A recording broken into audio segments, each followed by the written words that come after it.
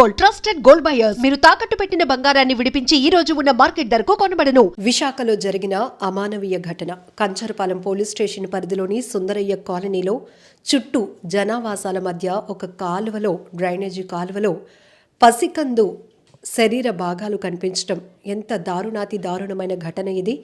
కాళ్ళకు కాళ్ళు, చేతులకు చేతులు, బాడీ పార్ట్స్ అన్నీ కూడా వేరు చేసి ఆ కాలువలో పడేశారు. ఇప్పటికీ ఈ ఘటన జరిగి 2 రోజులు అవుతున్నా ఆ పసికందు తల భాగం మాత్రం లభించలేదు. కానీ కోపం, క్షణికావేశం, పగ పెంచుకోవటం ఎందుకు ఈ హత్యలకు దారి తీస్తుంది అనేటటువంటి ఘటన చూస్తే గనక, ఒకప్పుడు మనం మానసిక ఆరోగ్య పరిస్థితి బాగోపోతే దానికి ట్రీట్మెంట్ ఉంటుంది, బాగు చేసుకోగలం అని అనుకునే ఆలోచన నుంచి ఇప్పుడు ఈ మెంటల్ కండిషన్స్ అనేవి చాలా సైకోయిజంగా వెళ్ళిపోతూ ఉన్నాయి. సో ఖచ్చితంగా చెప్పొచ్చు, ఇది ఎవరో ఒక దుర్మార్గులు చేసినటువంటి పని. ఎందుకంటే ఒక పసికందుని చూస్తే ఎంతో ముచ్చటేస్తుంది, ప్రేమగా హత్తుకోవాలనిపిస్తుంది. అలాంటి పిల్లల్ని అక్రమ మార్గమా ఇంకొకట పక్కనే పెడితే ఆ పిల్ల అంటే ఆ బేబీని అంత దారుణంగా బాడీ పార్ట్స్ అన్ని స్పేర్ చేసి చుట్టూ జనావాసాల మధ్య ఉన్నటువంటి ఒక డ్రైనేజీ కాలువలో పడేయడం అనేది చాలా దారుణమైన ఘటన. ఈ ఘటనకు సంబంధించి మాట్లాడడానికి మనతో పాటు psychologist and life coach Uday Kumar గారు అలుజంగి ఉన్నారు. సార్తో మాట్లాడదాం. నమస్కారం సార్. సార్, ఒకప్పుడు మనం అనుకునే వాళ్ళం, ఎందుకురా నీకు అంత కోపం, ఎందుకురా పగలు, ఏమైనా తీసుకుపోతావా, మోసుకుపోతావా అనేవాళ్ళం. కానీ ఇప్పుడు సొసైటీలో జరుగుతున్న నేర ఘటనలు చూస్తుంటేనే నిజంగా సమాజంలో మనుషుల ముసుగులో ఉన్నటువంటి మానవ మృగాలు, మనం అదే పదం వాడతాం, అంతకు మించి ఇంకేం తెలియదు. నిజం, మానవత్వం ఉండేవాడు మనిషి, కానీ అది మనిషి అనేవాడు కరువైపోతున్నాడు. కారణం ఏంటంటే ప్రతి ఒక్క వ్యక్తి ఎదుటి నుంచి ఆశించడం ఎక్కువైపోతుంది. నాకు ఇలా చేయాలని వాళ్ళు ఆశించినట్టుగా ఎప్పుడైతే ఉండటం లేదో వాడు అది చేయలేదు కాబట్టి వాడికి ఏదైనా హాని చేయాలి. తర్వాత ఒక నార్సిస్టిక్ యాటిట్యూడ్ అంటారు, అంటే నేను గొప్ప, నేనేం చేసినా సరే నేను దొరకను, నేను తెలివైన వాడిని. అంతేకాకుండా వాడు చుట్టూ ఉన్నటువంటి పరిస్థితులు కానీ, లేదా వాడు చూసినటువంటి సినిమాల ప్రభావం కానీ, ఈ మధ్య ఓటీటీలు వచ్చిన తర్వాత ఈ క్రైమ్ రిలేటెడ్ థింకింగ్ ఎక్కువ అవుతుంది. ఎప్పుడైతే అవతల వ్యక్తి తను అనుకున్నట్టుగా లేదు, వాడిని ఆశించింది ఇవ్వకపోయినా, లేదా ఏదో ఆర్థికపరమైనటువంటి అంశాల మీద వీడు నాకు ఇలా చేస్తాడా, వీడికి ఏం చేస్తే వాడు ఏ రకంగా బాధపడితే తగిన శాస్తి అవుతుంది అనేటువంటి ఒక పశు ప్రవృత్తి పెరిగిపోతుంది. దానివల్ల ఒక క్రూరమైన ఆలోచన అవతల వాళ్ళకి ఎలా హాని కలిగించాలి. So others weakness is strength. వాళ్ళ వీక్నెస్ ఏంటి, వాళ్ళని ఆర్థిక పరంగా నష్టం చేయొచ్చా. అంతకుముందు మీకు తెలిసి ఉంటుంది, బైక్స్ కాల్స్తుంటారు.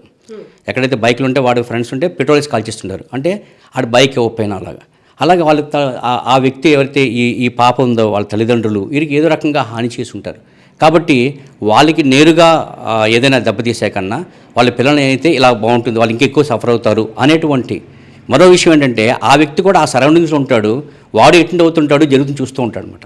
ఇప్పుడు ఈ మధ్య ఒక ఓటీటీ సినిమా వచ్చింది, దాంట్లో ఒక మాట ఉంటుంది అనమాట, ఆ బాడీ తాలూకా హెడ్ కనబడలేదు, ఆ హెడ్ కానీ కనబడిపోతే మనం ఎవరు చేసాడో కష్టం అని అది అండర్లైన్ చేసుకుంటారు. అంటే ఈ ఒక విధంగా ఇటువంటివి కూడా ఆ నేరగాళ్ళకి, లేదా నేర ప్రవృత్తి ఉన్న వాళ్ళకి, లేదా నేరం చేయాలన్నటువంటి ఆలోచన ఉన్న వాళ్ళకి ఏదైతే షార్ట్ కట్ ఏంటి లేదా సేఫ్ ఏంటి అని తెలియడానికి ఒక రకంగా ఇండైరెక్ట్గా ఆలోచన వస్తుంది. అదే ఫ్యామిలీ మ్యాన్ అనే ఒక రకమైనది, ఒక ఫ్యామిలీ 2 వచ్చింది, దాంట్లో ఒక్కొక్క పార్ట్ కట్ చేసి ఒక్కొక్క ప్రాంతంలో పారేస్తుంటారు అనమాట. సో ఇటువంటి వీళ్ళు సాధారణ చాలా సెన్సిటివ్ మైండ్ కలిగి ఉంటారండి. ఈ నేర ప్రవృత్తి ఉన్న వాళ్ళు మానసికంగా దృఢంగా ఉంటారు ఏం కాదు, మానసిక వైకల్యం, అది చాలా సెన్సిటివ్గా ఉంటారు. చేసి వాళ్ళ తలకంటే ఏది చిన్న వాళ్ళకి అవతల కష్టం కలిగితే వాళ్ళు చాలా ఆనందపడిపోతుంటారు అనమాట. ఆ రకమైనటువంటి ఆ మెలిసియస్ హ్యాపీనెస్ అంటారు, ఎదుటివాడికి నష్టం కలిగించడం ద్వారా వీళ్ళు ఆనందపడతారు, అంతే మెలిసియస్ హ్యాపీనెస్ అంటారన్నమాట. సో మంచి పని అయింది అని. సో అది ఇంకా విశృంఖలత అంటారు కదా, అది విశృంఖలతగా మారిపోయి నేను నేరం తాలూకా పరిధిలోకి నేను రాలేను, నేను తప్పించుకోగలను అని చెప్పి దాన్ని వెంటనే చేయడం చేసే మ్యాక్సిమం ఏంటంటే చట్టం తాలూకా చేతులు చాలా పెద్దగా దొరుకుతారు, కానీ ఆ క్షణంలో ఏం జరుగుతుందో ఆలోచన ఉండదు వాళ్ళకి. సరే, ఇప్పుడు మీరన్నట్టు ఇలాంటిది మానసిక వైకల్యం, మానసిక బలం కాదు వాళ్ళకి అంటున్నారు. అంటే ఎదుటివాడికి నష్టం కలిగించాలి అనే ఒక ఆలోచన ఉన్నప్పుడు అక్కడ పిల్లల, పెద్దవాళ్ళ ఇదేమి వాళ్ళ మైండ్ సెట్ ఉండదు. అంటే వాళ్ళకి ఏది చేస్తే, ఫర్ అక్కడ వెహికల్ ఉంటే వెహికల్ నష్టం చేయొచ్చు, లేదా పిల్లలు ఉంటే పిల్లలు కావచ్చు, అంటే ఏ రకంగా, లేదా నేరుగా వాళ్ళని కూడా అటాక్ చేయొచ్చు. అలా కూడా ఉంది. ఆ మధ్య మీరు చూసుంటారు, సెలూన్లో కట్ చేస్తుంటాడు అతను, కట్ చేస్తుంటే పక్కవాడు హ్యాలెన్ చేసి సరిగ్గా లేదని అంటే, సో ఆ కత్తి తీసుకొని ఆయన్నే కట్ చేశాడు. అంటే ఆ క్షణం అనమాట, స్పట్ ఆఫ్ ఎమోషన్ అంటాం మనం. ఎప్పుడైతే ఒక్కసారి ఆ ఆలోచన తేడొచ్చేసరికి అడ్రినల్ రిలీజ్ అవుతుంది అనమాట. ఎక్కువ అడ్రినల్ రావాలంటే ఆ మైండ్ పని చేయదు, ఎందుకంటే బ్లడ్లో ఉన్న ఆక్సిజన్ ఎక్కువ గ్రహిస్తుంది అడ్రినల్. వాడికంటే ఆ ఆలోచన లేకపోయేసరికంటే వెంటనే ఏం చేయాలి, అందుబాటులో కత్తి ఉంటే కత్తి. సో అందుకే ఆ దుష్టులకు దూరంగా ఉండాలంటే అటువంటి వాళ్ళకి కొంచెం జాగ్రత్తగా ఉండడం, లేదా ఇటువంటి ఆలోచన విధానాన్ని పరిశీలించి మనం జాగ్రత్త ఉండాలి తప్ప. సో చట్టం దొరుకుతారు కరెక్టే, కానీ అయిపోయినటువంటి నష్టాన్ని ఎవరు భర్తీ చేయలేరు కదా. సార్ వీళ్ళు ప్రిపేర్డ్గా ఉంటారా, అప్పటికప్పుడు కూడా డెసిషన్స్ తీసుకొని ఇలాంటివి చేయడానికి తెగబడతారంటారా? అంటే మొదట్లో ఉండదు, మొదట్లో ప్రిపేర్నెస్ ఉండదు, అకస్మాత్తుగా అనుకోకుండా చేస్తారు. ఒకసారి చేసి ఎప్పుడైతే దొరకలేదు చిన్న విషయాలు మొదలు పెడతారు. అలా అయ్యేసరికి ఏంటంటే అది ఒక ఫర్ ఎగ్జాంపుల్ ఏదో ఒక నేర ప్రవృత్తి ఉందనుకోండి, సో మ్యాక్సిమం బయలుకి వెళ్తారు, లోన్ వేస్తారు, 14 తర్వాత వస్తారు. తర్వాత 3 సంవత్సరాలు 4 సంవత్సరాలు వచ్చరికి ఏంటంటే ఏదైనా 14 రోజులే కదా అనేటువంటి ఆలోచనతో ఆ రకంగా మారడానికి అవకాశం ఉంటుంది. అందుకే చూడండి, స్టేషన్లో ఎప్పుడైనా సరే ఒక క్రైమ్ జరిగినప్పుడు ఇటువంటి నేరాలు జరిగిన వాళ్ళు ఎవరైనా పాత ఉన్నాయి అన్ని స్టేషన్లో కూడా వాళ్ళు రివిజన్ చేస్తారు. ఎందుకంటే ఒక ప్యాటర్న్ ఆఫ్ క్రైమ్ కాల్ అలవాటు పడిపోతారు అనమాట. చేసి పర్వాలేదు అంటే ముఖ్యంగా ఏంటంటే ఏం జరగదులే, మేము తప్పించుకోగలంలే, లేదా పలానా వాళ్ళు ఉన్నారులే, పలానా వాళ్ళు రారు, వస్తారనే భావంతో అనమాట. ఒకరోజు కాదు ఒక రోజున బయటపడుతుంది. కానీ ఆ క్షణంలో వాళ్ళకి జరిగినటువంటి ఫర్ ఎగ్జాంపుల్ చూడండి, చీమ కుట్టిందనుకోండి, దాన్ని ఇలాగా చేసి అంటే అది ఒక పసుపు వృత్తి. సో ఇది పరాకాష్ఠ ఇది అనమాట. అది తాత్కాలికం అవ్వచ్చు, అది చిన్నదాన్ని అవ్వచ్చు, అది పేరెంటింగ్లో ఉంటుంది. పేరెంటింగ్లో కూడా ఏంటంటే కొన్ని లోపాలు, సరిగా చిన్నప్పుడే ప్రేమ అభిమానం లేకపోవడము, సెన్సిటివ్నెస్ లేకపోవడము, వాడికి బేసిక్ ఎమోషన్స్ వాడికి సాల్వ్ అవ్వకపోవడము, సాటిస్ఫై అవ్వకపోవడం, ఇవి కూడా వాళ్ళు ఆ ప్రవృత్తి పెరగడానికి అవకాశం ఉంటుంది. అందుకే ఈ నేరగాళ్ళని చదివినప్పుడు వాళ్ళ ఫ్యామిలీ హిస్టరీ చూస్తారు.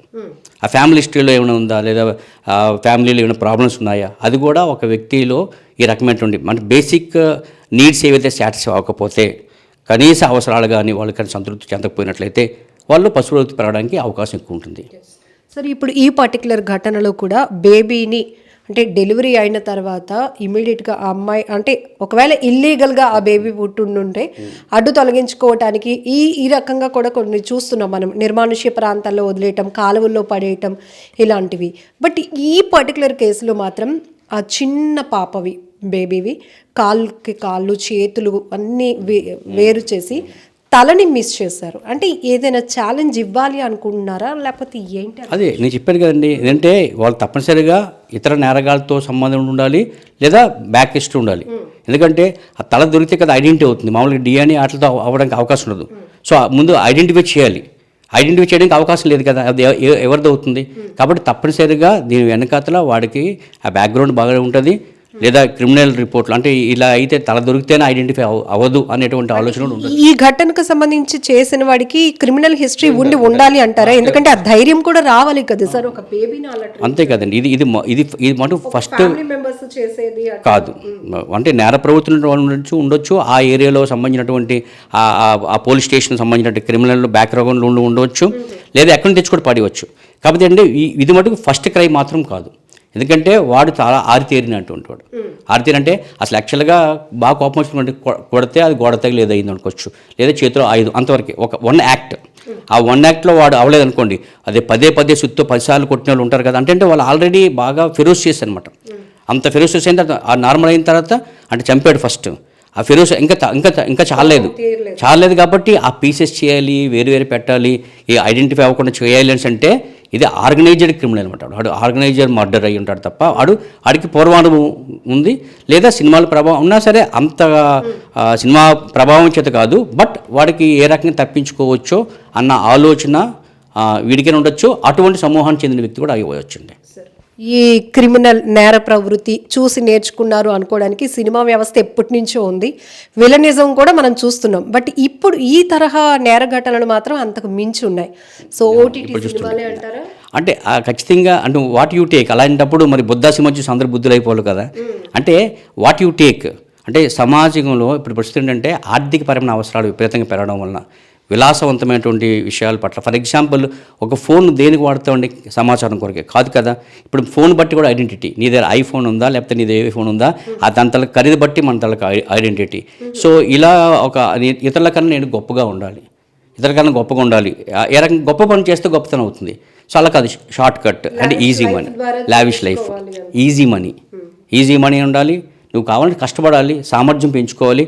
అటువంటి డైరెక్షన్ లేకపోవడం వలన లేదా తల్లిదండ్రుల నుంచి సరైనటువంటి గైడెన్స్ లేకపోవడం వలన. సో ఈ రకమైనటువంటి విధానం పెరుగుతుంది. ఇది కేవలం ఆర్థికంగా వెనకబడి ఉన్న వాళ్ళు ఉందని కాదు, పెద్ద పెద్ద ఫ్యామిలీస్ కూడా ఆర్థిక అవసరాలు ఎక్కువ ఉన్న వాళ్ళ మీద దేనికైనా సరే money is the main reason of behind all these things అండి. ఇప్పుడు లావిష్ ఎక్స్పెండిచర్కి, ఆ విధానాలకి, ఆ లైఫ్ స్టైల్కి అలవాటు పడిన తర్వాత సో ఎక్కడికి వెళ్ళినా సరే ఫ్లైట్లో వెళ్ళాలి, ఇటువంటి అవడంటే సో సోర్స్ లేదు, ఖర్చులు జాబితా ఎక్కువ ఉంది, అప్పుడు ఈజీ మనీ ఎలా వస్తుంది? ఇంకా మీరు చూసినట్లయితే ఈ మధ్యనే మనం చాలామంది ఈ మాదక ద్రవ్యాల ఈ రవాణాలో కానీ లేదా ఈవెన్ మన ఏజెన్సీలో ఇవి కానీ చాలా ఎక్కువ మంది ఇన్వాల్వ్ అవ్వడం, పర్టికులర్ యూత్, ముఖ్యంగా 18 నుంచి 24 సంవత్సరాల మధ్య వాళ్ళు ఎక్కువగా అవుతారు. ఎందుకంటే 24 ఇయర్స్ ఆల్రెడీ లైఫ్ కొంత అర్థం చేసుకుంటారు కాబట్టి బై దట్ టైం ఒక మ్యారేజ్ అయినా సెటిల్ అవుతారు కాబట్టి వాళ్ళ ఆలోచన అలా ఉంటుంది. ఆ ఎఫెక్ట్స్ సంపాదించే కెపాసిటీ ఉండదు కానీ వాళ్ళ లావిష్ లైఫ్ కి డబ్బులు కావాలి. వాళ్ళు కొంతమంది చూస్తుంటాం వాళ్ళ ఏజ్కి వాడి తాలూకు లైఫ్ స్టైల్కి ఎక్కడ సంబంధం ఉండదు. వీటికి సోర్స్ ఆఫ్ ఇన్కమ్ ఎక్కడి నుంచి వస్తుంది అంటే పేరెంట్స్ కూడా అడగరు. ఇప్పుడు ఎలా ఉందంటే ఈ మధ్య ఒక సినిమా వచ్చింది, అమ్మాయి మొబైల్ పట్టుకొస్తే ఇంట్లో వాళ్ళు అడగరు, మొబైల్ ఎవరు ఇచ్చాను అడగరు. అంటే ఫ్రెండ్ మొబైల్ ఎందుకు ఇచ్చి అడిగితే ఆ అమ్మాయి భవిష్యత్తు వాళ్ళు నిలబడలు చేయడానికి అవకాశం ఉంటుంది. సో పేరెంట్స్ కూడా అబ్జర్వ్ చేస్తూ ఉండాలి, ఆ సైడ్ ట్రాక్ అవుతున్నది. ఎందుకంటే ఫ్రెండ్ సర్కిల్ కూడా ఎక్కువ ఇంపాక్ట్. నువ్వు ఏ 5 తిరుగుతావో వాళ్ళ సమూహమే నీవు. సో ఎటువంటి వాళ్ళతో ఉన్నాం అంటే చాలామంది పేరెంట్స్ అంటారు మా అబ్బాయి చెడు స్నేహం అని. కాదు, చెడు స్నేహం ఎందుకు అవుతుంటే ఆ యాటిట్యూడ్ వీళ్ళలో ఉంది కూడా. Birds of equal feather flock together అంటారు, ఒకే జాతి పక్షులు ఒక చోటు చేరుతాయి.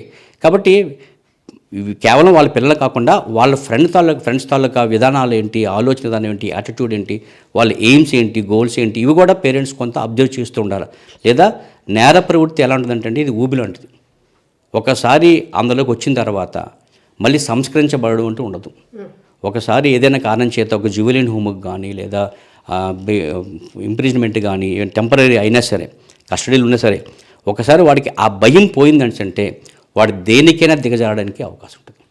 అది ఆ ఫస్ట్ భయం వరకే ఉంటుంది. అది సో కంచరపాలెంలో జరిగిన ఈ పసికందు ఘటన మాత్రం చాలా బాధాకరమైన ఘటన. ఎందుకంటే ఇప్పటికీ 2 రోజులు అవుతున్నా ఎవరు ఈ నేరానికి పాల్పడ్డారు, ఎవరు ఈ పసికందును శరీర భాగాలు వేరు చేసి జనాలు చుట్టూ అదేమైనా నిర్మానుష్య ప్రాంతమా, అటవీ ప్రాంతమా కాదు, చుట్టూ ఇరుకిరుకుగా ఉన్నటువంటి సందులు, ఇల్లులు ఉన్నటువంటి ప్రాంతంలో కూడా అంత డేర్ స్టెప్ చేసి ఎవరు ఆ పసికందును అలా చేసి ఆ కాలువలో పడేశారు. ఒక ఛాలెంజ్ ఎవరికో విసరాలి అనుకున్నట్టు ఇంటెన్షన్ కనపడుతుంది. ఎందుకంటే అటు పోలీసులు కావచ్చు దొరకకూడదు. ఇప్పుడు సార్ చెప్పినట్టుగా నేర ప్రవృత్తి కలిగిన వాళ్ళు, ఖచ్చితంగా మానసిక వైకల్యంలో ఉన్నవాళ్ళు మాత్రం వాళ్ళ ఇంటెన్షన్ చాలా ఎక్కువగా క్రూరంగా ఉంటుంది అన్నట్టుగానే. సో ఇక్కడ ఆ బేబీకి సంబంధించినటువంటి తల అనేది మాయం చేయడం ద్వారా నేను ఎవరికి దొరకకూడదు, అలానే పోలీసుల్ని ముప్పతిప్పలు పెట్టాలి, లేకపోతే అతను ఎవరికైతే హాని కలిగించి నష్టం కలిగించి తన పగని తీర్చుకోవాలి అనుకున్నారో ఆ రకమైనటువంటి ప్లానింగ్తో చేసినటువంటి ఇది క్రైము. చాలా బాధాకరమైన ఘటన. ఈ ఘటనకు సంబంధించి మీరేమంటారో కూడా కామెంట్ బాక్స్లో మెన్షన్ చేయండి.